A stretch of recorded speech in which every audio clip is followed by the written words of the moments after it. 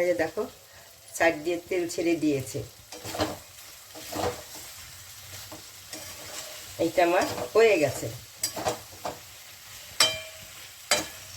আর আমি শুকাবো না।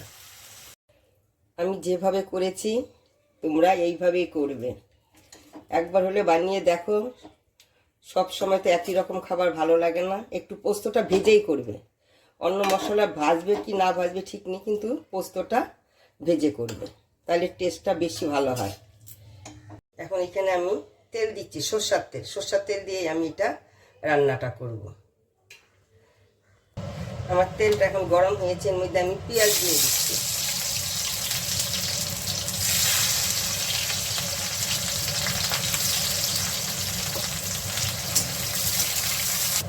এখন এখানে আমি এই যে আলুটা দিয়ে দিচ্ছি, আলু দিয়ে দিচ্ছি।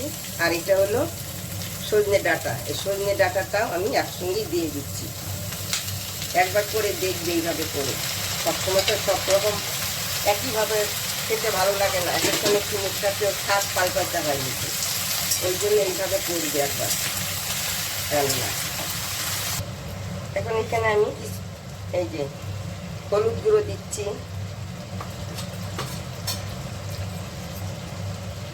ধনের গুঁড়ো, জিরার গুঁড়ো, আমি আরেকটু ধনের গুঁড়ো দিচ্ছি, আর দিচ্ছি এখানে একটু অল্প কাশ্মীরি লঙ্কার গুঁড়ো কালারের জন্য।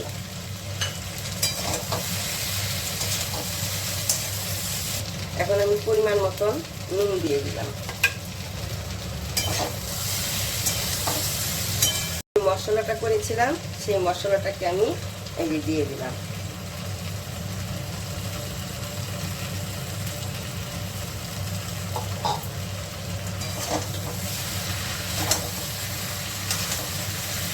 একটু বেশি ভাজতে হবে না, একটু ভাজা ভাজা আছে, ওই জন্য অল্প ভাজলেই হয়ে যাবে আমার। আমি মিক্সিটা ধোয়ার অল্প জল দিয়ে দিলাম।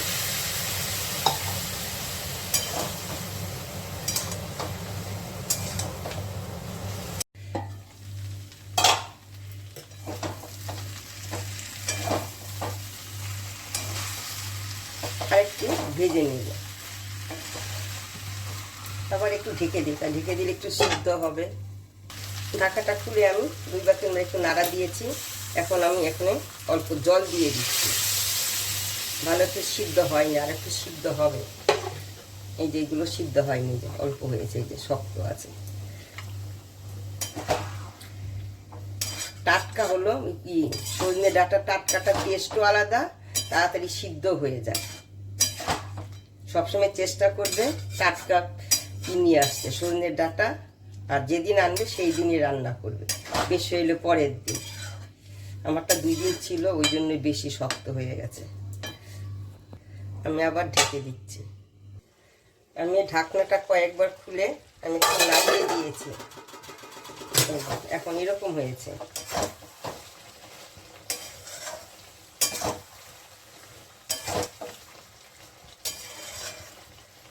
আমার এটা হয়ে গেছে, আর আমি শুকাবো না, আরও নামিয়ে দিলে তারপরে আবার একটু শুকিয়ে যাবে, আরও ঘন হয়ে যাবে। এটাকে আমি নামিয়ে দিচ্ছি। এই যে দেখো, যে সাইড থেকে এই যে তেল ছেড়ে দিয়েছে, তার মানে এটা মশলাটাও ভাজা হয়ে গেছে। ওই জন্য সাইড থেকে তেলটা মশলা থেকে ছেড়ে দিচ্ছে।